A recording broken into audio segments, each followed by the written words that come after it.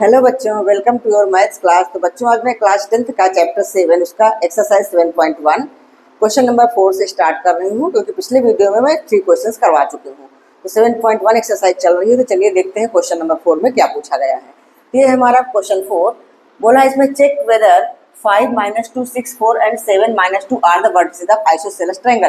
क्या ये जो कोऑर्डिनेट्स दिए हुए हैं ये आइसोसेलेस ट्रायंगल की वर्टिसेस है। आइसोसेलेस ट्रायंगल क्या होता है? जिसकी 2 साइड्स इक्वल होती हैं। ठीक है, तो देखो हम मान लेते हैं कि ये हमारा कोई आइसोसेलेस ट्रायंगल है A B C.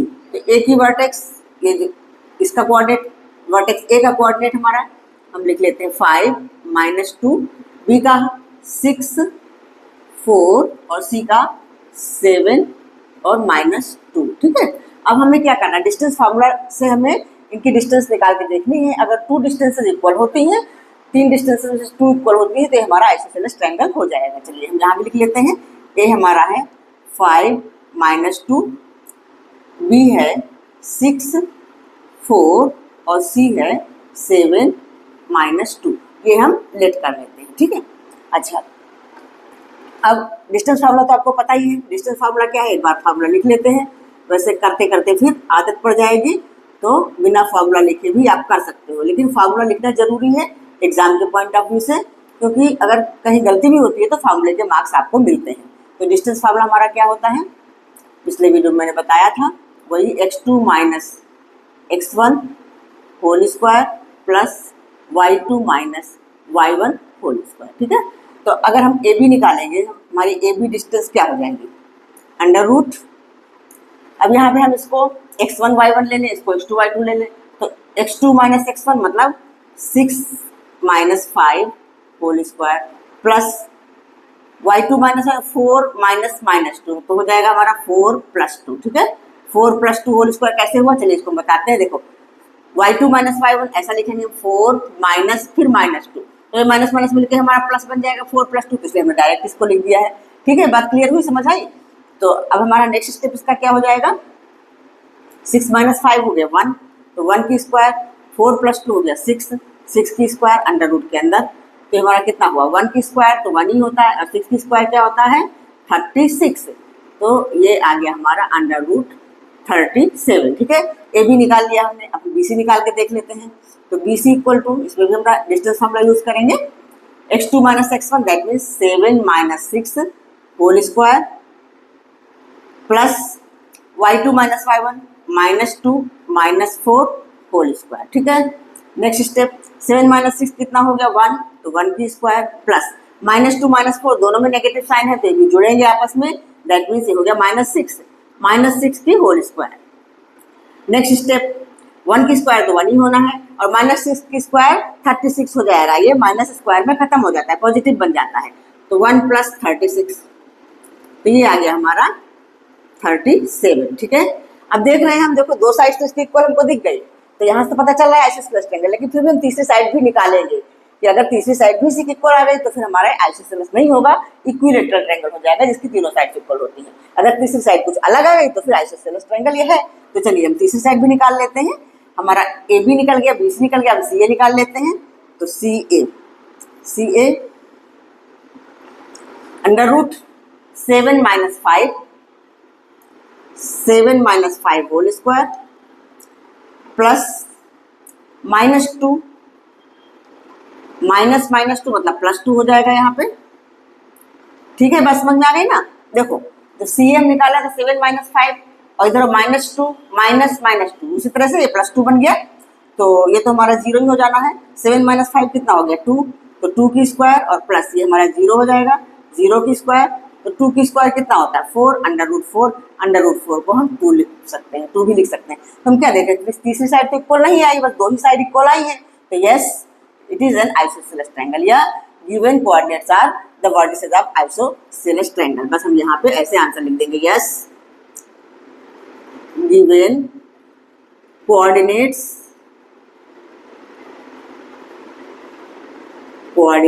are vertices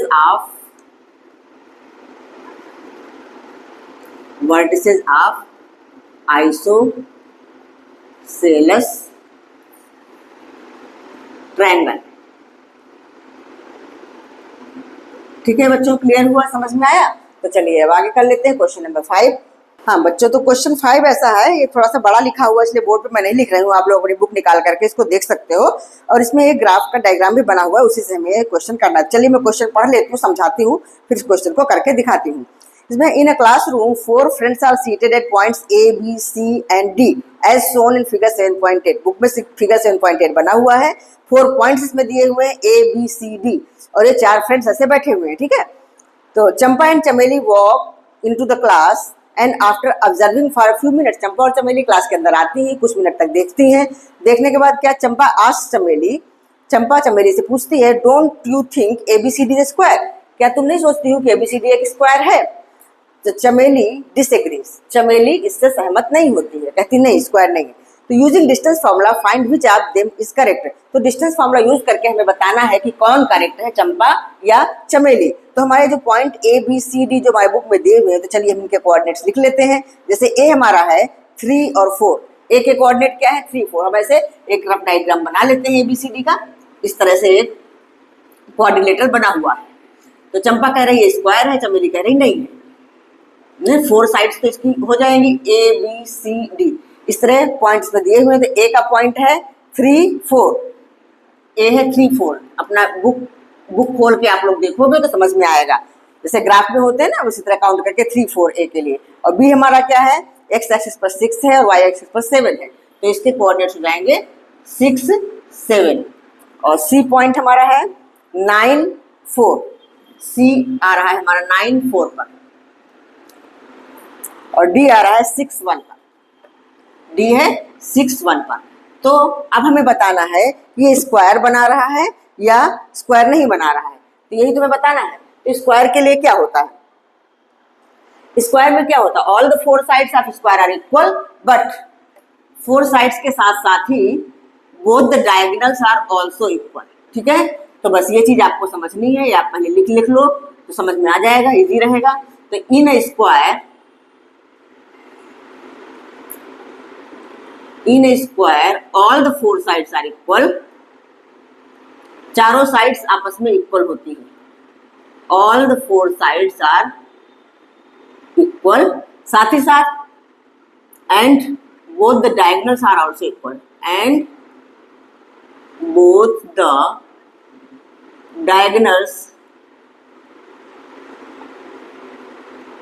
diagonals are also equal, ठीक है।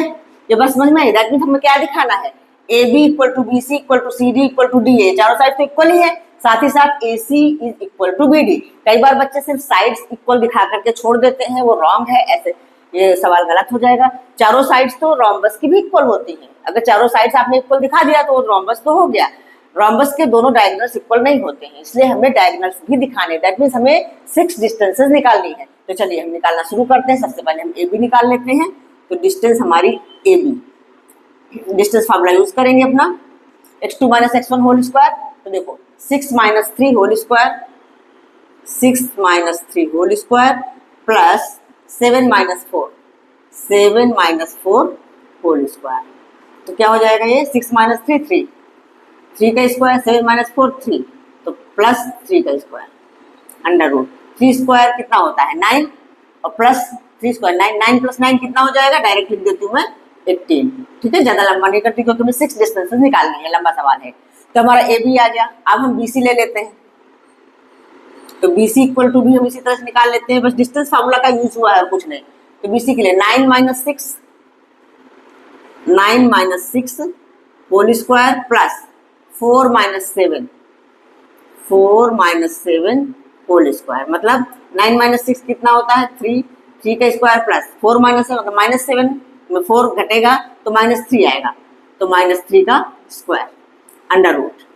अब यहाँ भी वही हुआ, 3 का स्क्वायर तो 9 होता ही है, और -3 का स्क्वायर भी 9 होता है। तो आप लोगों को पता है ये पॉजिटिव हो जाता है, माइनस खत्म हो जाता है, तो ये भी आ गया हमारा 18। अब हमारा BC भी हो गया। CD निकाल लेते हैं, CD, तो CD भी निकाल लेते हैं इसी तरह से डिस्टेंस फार्मूला से।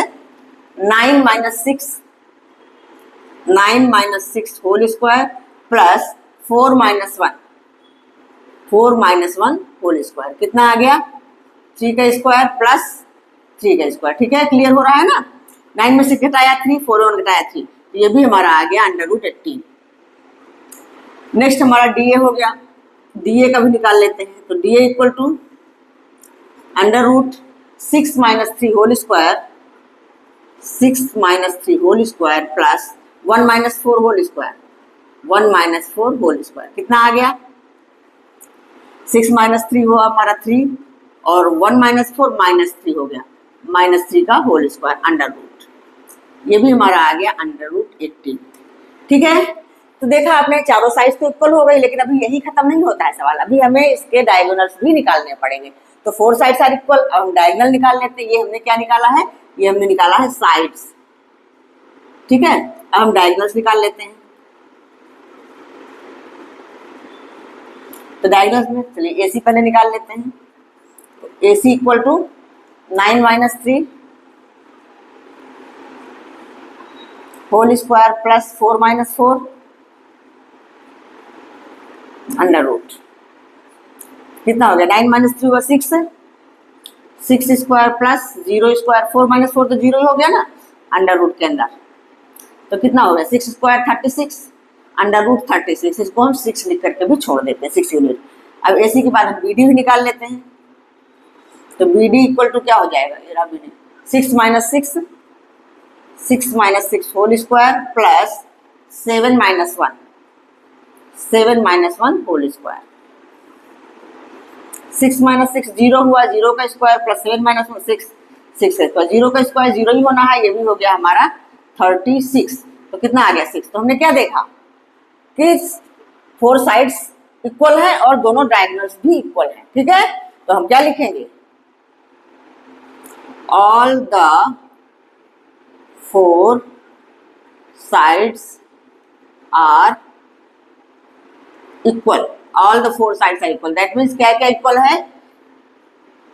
AB equal to BC equal to CD equal to DA। All the 4 sides are equal, 2 diagonals are equal. जो डायगोनल हमारे ये 2 है, ये भी इक्वल है। 2 डायगोनल्स आर इक्वल। क्या है? AC equal to BD। ये दोनों डायगोनल भी आपस में तो इक्वल है ना, 6 6 दोनों आ गए। तो therefore it is a square. चलिए इधर लिख लेते हैं, therefore ABCD is a square. तो अपने क्वेश्चन में देखिए कौन बोल रहा था स्क्वायर है? चंपा बोल रही थी ना। तो Champa is correct, Champa is correct या राइट, जो भी लिखो, Champa is, therefore Champa is correct. ठीक है बच्चों, क्लियर हुआ? समझ में आया? तो इस तरह से हमें निकालना है स्क्वायर के लिए, माने ऑल द 4 साइड्स भी निकाल के देखनी है और डायगोनल्स भी निकालने हैं। तो चलिए क्वेश्चन नंबर 6 कर लेते हैं। हाँ बच्चों, तो ये हमारा क्वेश्चन नंबर 6 है। इसके 3 पार्ट्स हैं, मैंने एक ही पार्ट लिखा हुआ, 1 बाय 1 में सारे करवाती हूँ। तो क्वेश्चन में क्या बोला है? Name the type of quadrilateral formed if any. तो अगर कोई क्वाड्रिलेटर बनता है, ये जो पॉइंट्स दिए हुए हैं, बाय द फॉलोइंग पॉइंट्स, तो कैसा क्वाड्रिलेटर बनेगा वो हमें बताना है। And give reason for your answer, और अपने आंसर के लिए रीजन भी बताना है कैसा क्यों है। क्वाड्रिलेटर मतलब 4 साइड्स का जो भी स्ट्रक्चर होता है वो क्वाड्रिलेटर होता है। तो 4 पॉइंट्स तो दिए हुए हैं, तो 4 साइड्स का तो बनना ही बनना है, लेकिन वो कैसा क्वाड्रिलेटर है और अगर बन रहा है या नहीं भी बन रहा है ये भी हमें बताना है। ठीक है, तो चलिए हम इनके पॉइंट्स के नेम भी दे देते हैं। हम ले लेते हैं, ए हमारा है -1 -2 और बी हो जाएगा 1 0, सी हो जाएगा हमारा -1 और 2 और डी हो जाएगा -3 और 0। तो ये हमने ABCD करके पॉइंट्स ले लिए, क्योंकि हमें डिस्टेंस निकालनी है सबकी। तो देखो इसमें भी हमें 4 डिस्टेंसेस निकालनी है साइड्स की, और डायगोनल भी निकालना है। ठीक है, तो चलिए हम शुरू करते हैं। सबसे पहले हम निकाल लेते हैं AB अपना डिस्टेंस फार्मूला यूज करके। तो डिस्टेंस फार्मूला तो पता है ना आप लोगों को, x2 - x1 whole square plus y2 - 1 whole square under root के अंदर। तो यहाँ पे देखो ये हमारा x1 y1 हो गया, x2 y2 हो गया। तो x2 - x1 that means 1 minus -1, तो 1 + 1 हो जाएगा, 1 + 1 whole square plus y2 - y1 मतलब 0 minus -2 that means 0 + 2 whole square. ठीक है, तो कितना आ गया? ये 1 + 1 हो गया 2, तो 2 का स्क्वायर और प्लस यहाँ भी 2 ही है, तो 2 का स्क्वायर कितना आ गया? 4 + 4 अंडर रूट, मतलब अंडर रूट के अंदर हमारा आ गया 8। ठीक है, ये भी हो गया। अब हम BC ले लेते हैं। तो B C equal to -1 minus -1। देखो ये -1 था ना, x2 माइनस x1, अब यहाँ पे हमारा x2 y2 ये हो गया, x1 y1 ये हो गया, तो -1 -1 x2 minus x1 whole square और प्लस 2 माइनस 0 होल स्क्वायर। ये हमारा क्या हो गया, -2, तो ये हो गया हमारा -2 का स्क्वायर और प्लस 2 का स्क्वायर अंडर रूट के अंदर। तो -2 का स्क्वायर भी 4 होता है, 2 का स्क्वायर भी 4 होता है, मतलब ये हमारा अंडर रूट के अंदर आ गया 4 + 4, दैट मीन्स अंडर रूट 8। ठीक है, बीसी भी हो गया। अब सी डी ले लेते हैं। C D equal to -3 minus -1, that means -3 + 1 हो जाएगा। ठीक है ना, माइनस -1, एक तो -3 ये है, फिर हमारे फार्मूले का माइनस और ये -1, तो ये हो गया, और प्लस 0 -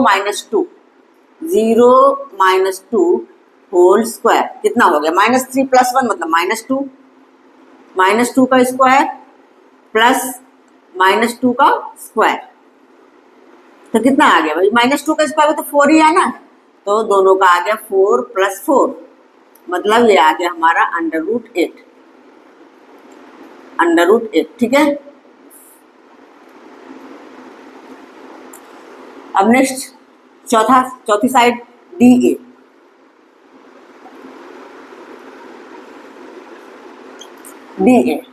क्या हो जाएगा, देखो -3 माइनस -1 मतलब -3 + 1 होल स्क्वायर प्लस 0 माइनस -2 मतलब 0 + 2, -3 + 1 होल स्क्वायर मतलब -2 का स्क्वायर प्लस 2 का स्क्वायर। ठीक है, कितना हो गया, 4 + 4 कितना आ गया, अंडर रूट 8। तो हम क्या देख रहे हैं कि हमारी चारों साइड तो इक्वल आ गई, रोम्बस तो हो सकता है, लेकिन अभी हमें डायगोनल्स भी निकालने हैं। तो ए बी सी डी, देखो डायगोनल्स के लिए अगर आप लोगों को थोड़ा क्लियर नहीं हो तो इस तरह से बना के देख लो, इस तरह से एक क्वाड्रिलेटरल बना लो, ए बी सी डी, तो डायगोनल्स क्या हो जाएंगे, ए सी और B D. A B C D quadrilateral होता है, उसके डायगोनल ही होते हैं ए सी और बी डी। तो अब हमें डायगोनल्स भी निकालने हैं। ठीक है, तो हम ए सी भी निकाल लेते हैं, मतलब 6 चीजें तो निकालनी है। तो ए सी हमारा क्या हो जाएगा, ए सी ये हमारा पॉइंट ए है, ये पॉइंट सी है। ठीक है, तो -1 फिर -1 मतलब -1 + 1 होल स्क्वायर प्लस ए सी निकाल रहे हैं ना हम, तो ए और सी को देखो, 2 माइनस -2 मतलब 2 + 2, ये तो हमारा 0 बन गया, और ये बन गया हमारा 4 का स्क्वायर, 2 + 2 4, तो कितना आ गया, 4 स्क्वायर क्या होता है 16, अंडर रूट 16 कितना होता है 4, ये आ गया। अब बी डी भी निकाल लेते हैं, बी और डी, ये रहा बी, ये है डी, -3 - 1 होल स्क्वायर प्लस 0 - 0 0 ही होना है, चलो लिख लो फिर भी इसको, -3 - 1 कितना हो गया, -4, -4 का स्क्वायर प्लस 0 रहने दो, मत लिखो, कोई जरूरत नहीं है। तो क्या हो गया, √16, तो आ गया हमारा ये 4। अब हम क्या देख रहे हैं, पिछले वाले क्वेश्चन जैसा है, स्क्वायर बन गए, रीजन बोला है तो रीजन उसी तरह से लिख देना जैसे हमने पीछे लिखाया था। क्या लिखाया था कि all the 4 sides are equal and 2 diagonals,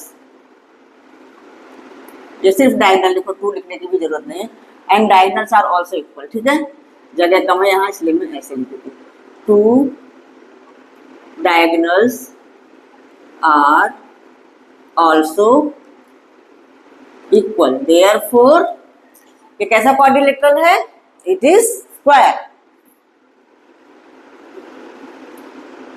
it is square. ठीक है बच्चों, क्लियर हुआ, समझ में आया। स्क्वायर तभी बनता है जब चारों साइड आपस में इक्वल हो और दोनों डायगोनल, देखो चारों साइड √8 आया और ये दोनों डायगोनल हमारे ये आ गए इक्वल। ठीक है, तो चलिए इसका नेक्स्ट पार्ट करते हैं बच्चों। तो ये 6th क्वेश्चन का हमारा सेकंड पार्ट है। इसमें भी हमें बताना है कोऑर्डिनेटर अगर बन रहा है तो कैसा है, बन भी रहा है या नहीं बन रहा है ये देखना है।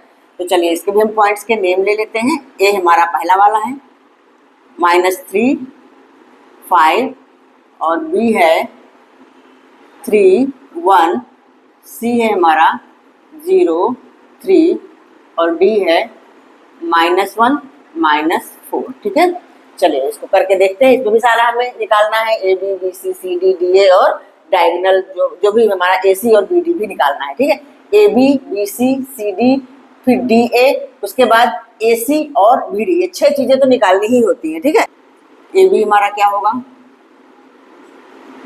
3 -3 मतलब 3 + 3 होल स्क्वायर प्लस 1 - 5।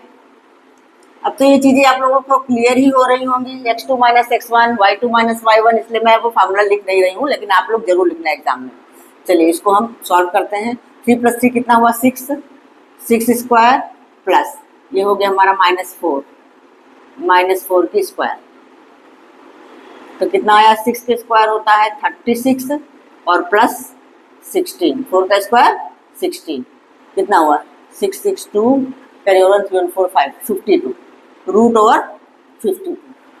अच्छा √52 को और भी हम छोटा करके लिख सकते हैं। √52 को हम 13 × 4 13 चौके 52 होता है ना, तो 4 जो हमारा 21 के बाहर आ जाएगा, मतलब 2√13। इसको हम ऐसा भी लिख सकते हैं, अभी लिख के डाल देते हैं, आगे काम आएगा ये। ठीक है, चाहे यही वाला यूज कर लो या फिर जरूरत पड़े तो ये वाला भी यूज हो सकता है, इसलिए मैंने इसको अगर सिंप्लीफाई हो सकता है तो सिंप्लीफाई करके ही रखना है। अगला हम बीसी निकाल लेते हैं। बीसी हमारा ये तो क्या हो जाएगा 0 - 3 whole square plus 3 - 1 whole square, कितना हो गया 0 - 3 मतलब -3 ही है, तो -3 का होल स्क्वायर प्लस 2 3 - 1 2 हो गया 2 का स्क्वायर,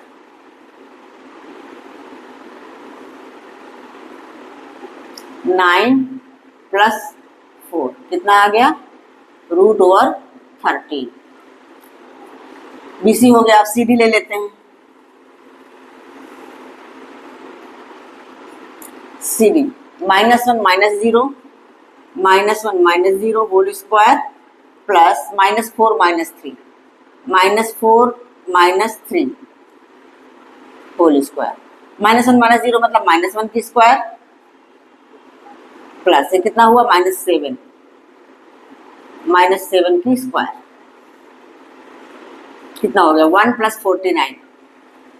ये तो सारा अलग अलग ही आ रहा है, अभी देखते जाओ कितना हो गया √50। ये क्या है -1 -3 मतलब -1 - 3 प्लस हो गया +3 होल स्क्वायर और plus -4 - 5 whole square, -4 - 5 whole square under root, तो कितना आ गया -1 + 3 मतलब 2 का स्क्वायर और प्लस -4 - 5 कितना हुआ -9 का स्क्वायर, तो कितना आ गया 4 + 81 मतलब आ गया √85। अब देखो चारों तो हमने निकाल लिए, अब रह रहे हमारे जो डायगोनल के लिए हम यूज करते हैं AC और BD, तो चलो वो भी निकाल लेते हैं हम। अब AC = क्या हो जाएगा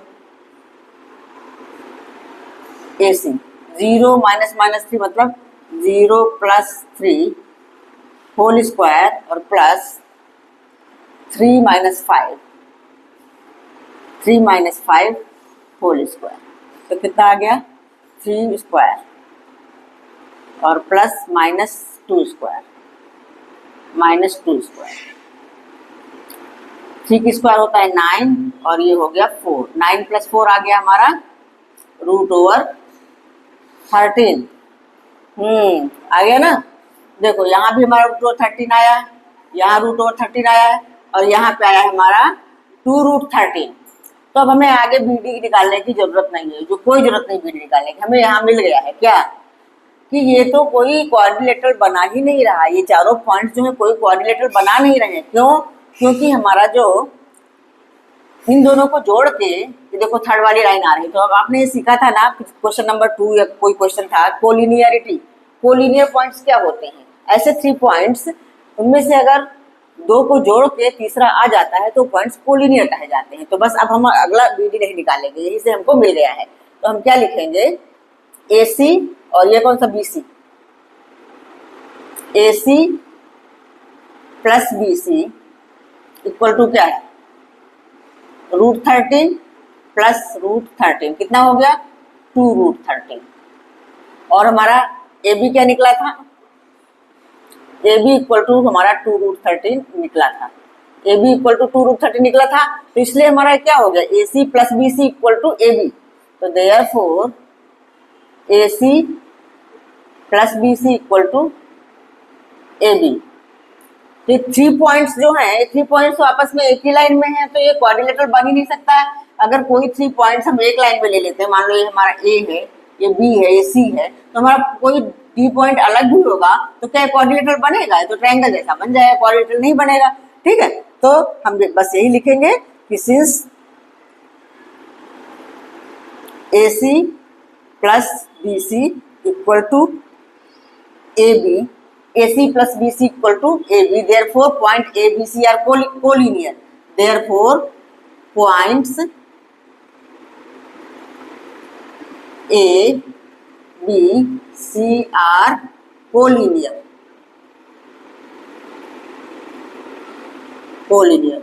so quadrilateral cannot be formed। जब quadrilateral बन ही नहीं सकता, quadrilateral can not be formed, बस ये आपको लिख करके छोड़ देना है। ठीक है, क्वाड्रिलेटरल नहीं बन सकता इसमें कैसा भी। चलिए इसका लास्ट पार्ट है थर्ड, वो भी कर लेते हैं ना बच्चे। हमारे क्वेश्चन 6 का थर्ड पार्ट है, तो चलिए ये भी कर लेते हैं। ये पॉइंट्स हमने ABCD मान लिए हैं, ऐसे भी आप कर लो तो डायगोनल वगैरह समझने में आसानी रहेगी। ABCD तो हमारे डायगोनल हो जाएंगे AC और BD, क्योंकि हमें सारे 6 पार्ट्स निकाल के देखने हैं। ठीक है, अगर बीच में कुछ मिल जाता है, पिछले क्वेश्चन मिला था, वो अलग बात है। तो सबसे पहले हम AB निकाल लेते हैं, तो हम बता पाएंगे कि ये कैसा क्वाड्रिलेटरल है, क्वाड्रिलेटरल बन भी रहा है या नहीं, अगर बन रहा है तो कैसा है। तो AB के लिए 7 - 4 अंडर रूट लगा लेते हैं, 7 - 4 whole square plus 6 - 5 whole square, कितना हुआ 7 - 4, 3 का स्क्वायर प्लस 6 - 5 1 का स्क्वायर, 3 का स्क्वायर हुआ कितना 9 प्लस 1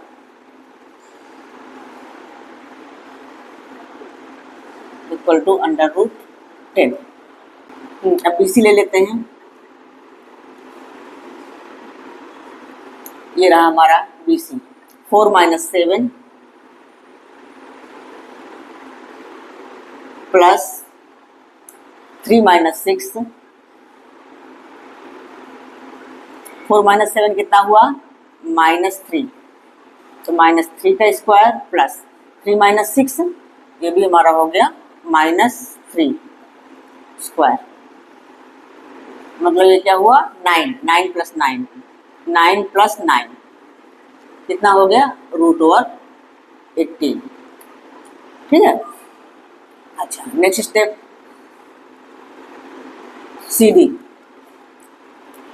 CD हम ले लेते हैं, 1 - 4 प्लस 2 - 3, 1 - 4 होता है -3, तो -3 का स्क्वायर और प्लस 2 - 3 हो गया -1 का स्क्वायर अंडर रूट, कितना हो गया -3 का स्क्वायर होता है 9 और प्लस 1 अंडर रूट, आ गया हमारे पास अंडर रूट 10। अब देखो हमारे पास देखो 2 10 आ गए, कौन सा AB और CD, अपना देखो AB और CD मतलब अपोजिट साइड इक्वल हो रही है, तो इसका मतलब हमारा जो BC है AD के इक्वल आ जाएगा। हाँ, तो अब AD निकाल लेते हैं, AD या DA जो भी लिखो आप, DA निकाल लेते हैं, DA 1 - 4 whole square plus 2 - 5 whole square, 1 - 4 कितना होता है -3 का स्क्वायर और 2 - 5 भी होता है -3 का स्क्वायर मतलब ये हो गया हमारा 9 प्लस 9 कितना आ गया 18 आ गया। देखो वही चीज 9 प्लस 9 18, ये हमारा अपोजिट साइड्स इक्वल हो गई। देखो अपोजिट साइड्स तो रेक्टेंगल की भी इक्वल होती हैं, लेकिन रेक्टेंगल के डायगोनल इक्वल होते हैं, डायगोनल भी इक्वल होते हैं। अपोजिट साइड्स पैरेललोग्राम की भी इक्वल होती हैं, लेकिन उनके डायगोनल इक्वल नहीं होते हैं। तो अभी हमें ये पता चला है कि रेक्टेंगल भी हो सकता है, पैरेललोग्राम भी हो सकता है। अब उसको पक्का करने के लिए हमें AC और BD भी निकालने हैं, ठीक है। तो अब हम निकालते हैं डायगोनल। ये हमने क्या निकाली थी, ये हमने निकाली थी साइड्स। अब हम डायगोनल निकाल लेते हैं। डायगोनल्स क्या है, AC हमारा क्या हो जाएगा, ये रहा A, ये रहा C। 4 - 4 प्लस 3 - 5 होल स्क्वायर कितना आ गया, 4 - 4 तो 0 और प्लस -2 का स्क्वायर कितना आ गया भाई, 0 तो 0 ही रहना, -2 का आ जाएगा 4, मतलब स्क्वायर रूट के अंदर 4। तो इसको हम 2 बना के लिख सकते हैं, क्योंकि पूरा निकल रहा है। √18 को भी हम लिख सकते थे, लेकिन दोनों एक जैसा आ गया तो हमें और कुछ करने की जरूरत नहीं है। अच्छा, अब हम BD निकाल लेते हैं। ये हमारा B और D 1 - 7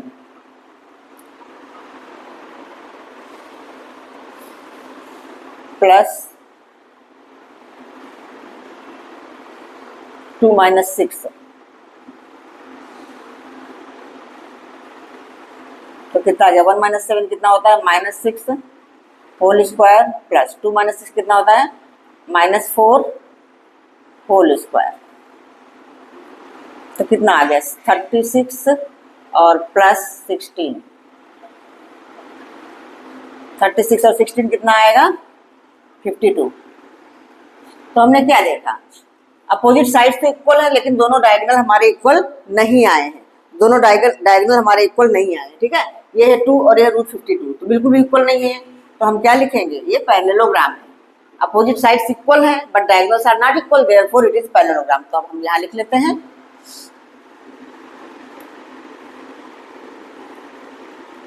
opposite sides are equal. कौन कौन सी अपोजिट साइड्स हैं, देखो AB = CD है ना, AB = CD जो हमने माना हुआ है, ये हमने लेट किया है ना, ये जो पॉइंट्स हैं तो ऐसे दिए हुए हैं, ABCD तो हमने लिया है। तो AB = CD आया है और BC = DA आया है, BC = DA, but diagonals are not equal, diagonals are not equal. तो therefore it is a parallelogram,